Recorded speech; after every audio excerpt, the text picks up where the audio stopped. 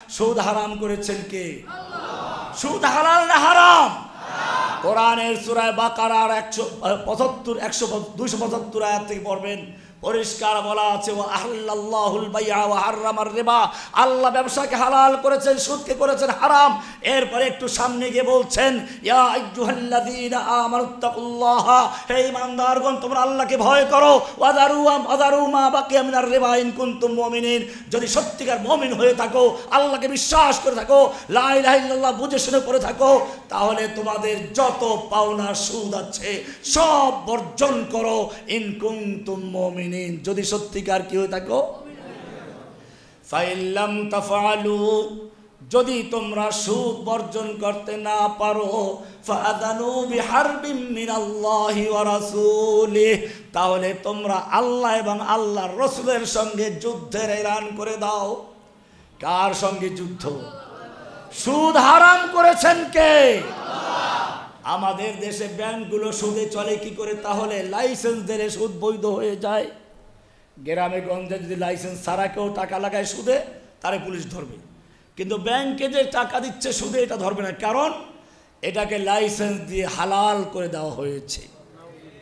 ও আমার জাতি, সুদ হারাম করেছেন কে? আল্লাহর হারামকৃত জিনিসকে যদি কেউ হালাল করে দেয় তার ঈমান থাকবে?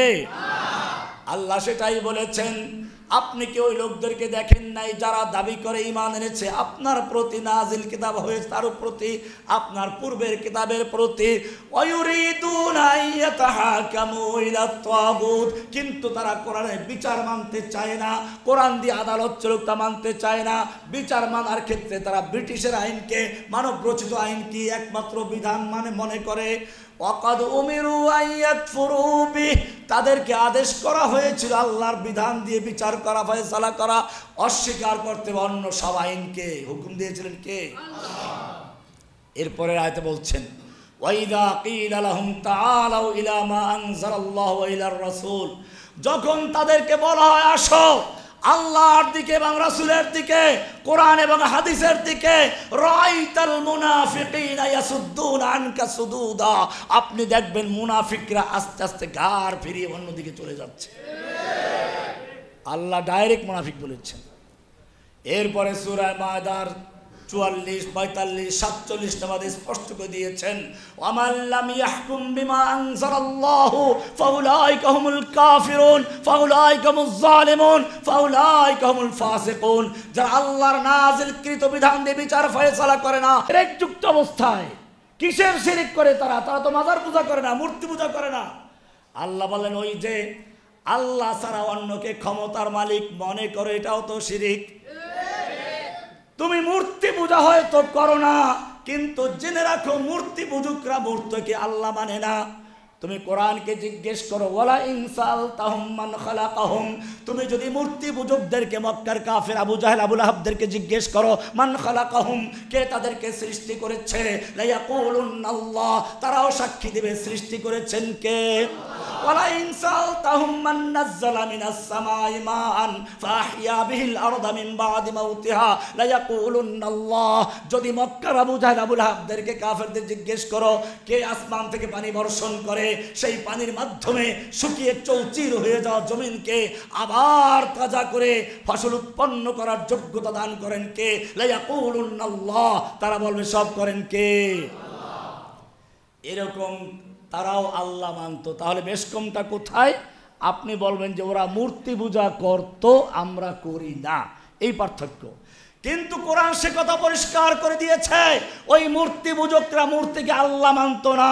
মা নাবুদুহুম ইল্লা লিয়ুকাররিবুনা ইলাল্লাহি যুলফা, সূরা জুমারের 3 নম্বর আয়াত। আল্লাহ বলছেন মূর্তি পূজকদেরকে জিজ্ঞেস করলে তারা বলবে আমরা এই মূর্তিগুলোকে আল্লাহ মনে করে ইবাদত করি না, বরং এগুলো আল্লাহওয়ালাদের মূর্তি।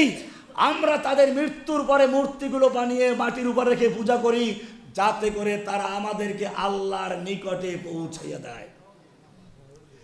সূরা ইউনূসের 18 নম্বর আয়াতে আল্লাহ আরো সুন্দর করে বলেছেন ويعبدون من دون الله ما لا يضرهم ولا ينفعهم ওরা আল্লাহর পরিবর্তে এমন কিছুর পূজা করে যা ওদের উপকার করতে পারে না, ক্ষতি করতে পারে না। ওয়ায়াকুলুন এবং তারা বলে হাউলাই শুফাউনা ইনদাল্লাহ, এই দেবদেবী আর মূর্তিগুলো আমাদের জন্য আল্লাহর কাছে সুপারিশকারী। কি কারী? অতুজিল্লু মান তাশাউ, ইজ্জত দেওয়ার মালিককে, অপমান করার মালিককে, বিয়াদিকাল খায়র, সমস্ত ক্ষমতার মালিককে, ইন্নাকা আলা কুল্লি শাইইন কাদির। লা ইলাহা ইল্লাল্লাহ, এটার নাম তাওহীদের নাম কি? সব ক্ষমতার মালিককে লা ইলাহা ইল্লাল্লাহর সাক্ষী না দিলে ইসলাম গ্রহণ করা হয় না। লা ইলাহা ইল্লাল্লাহর সাক্ষী না দিলে আযান হয় না।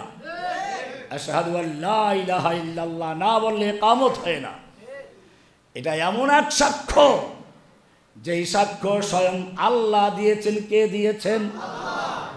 যদি মুসলিমদের প্রশ্ন করা হয়, বলো এমন কোন সাক্ষ্য আছে যে সাক্ষ্য স্বয়ং আল্লাহ দিয়েছেন? উত্তর কি? লা ইলাহা ইল্লাল্লাহ। কোরআনের সূরা আলে ইমরান পড়ুন।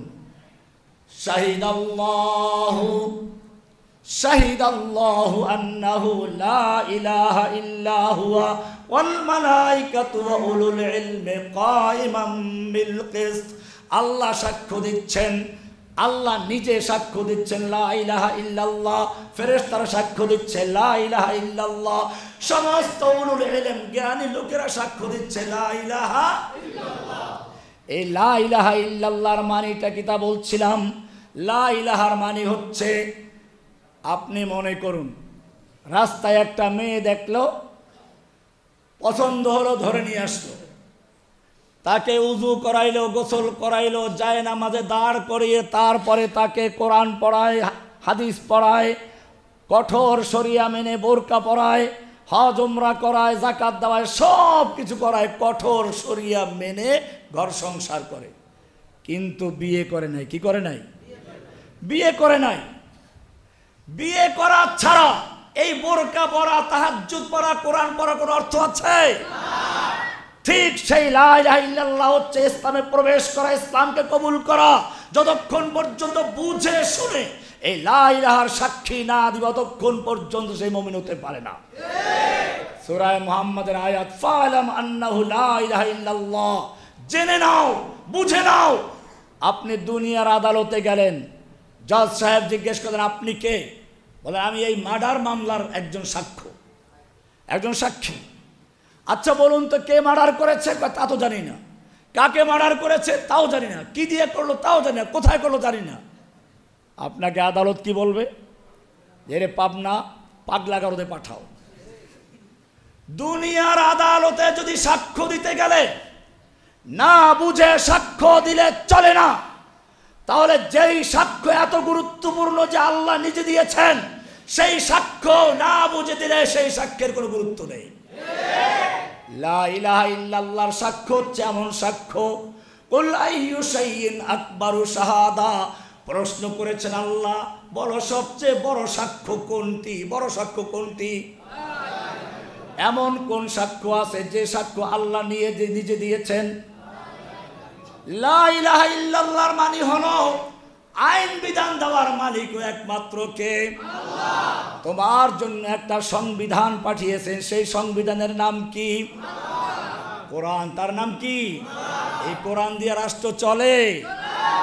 কেন চলে না কোরআন? তাও বলছে পরিষ্কার কোরআনে আছে, আলাম তারা ইলাল্লাযীনা ইয়াজরুমুনা আন্নাহুম আমানু বিমা উনজিলা ইলাইকা ওয়া মা উনজিলা মিন ক্বাবলিক। হে নবী, আপনি কি ওই সমস্ত লোকদেরকে দেখেন নাই যারা দাবি করে আমরা আল্লাহকে বিশ্বাস করি, পরকালকে বিশ্বাস করি, আপনার প্রতি নাযিলকৃত কিতাব কোরআন বিশ্বাস করি, ওয়া মা উনজিলা মিন ক্বাবলিকা, আপনার আগের যত কিতাব সব নাযিল হয়েছে বিশ্বাস করি, সব কিতাব বিশ্বাস করি, কিন্তু মগর কোরআনের বিধান মানতে রাজি না।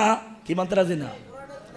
কোরআন দিয়ে আদালত চলবে তা মানতে রাজি না, কোরআন দিয়ে সংসদ চলবে তা মানতে রাজি না, কোরআন দিয়ে ব্যাংক চলবে তা মানতে রাজি না।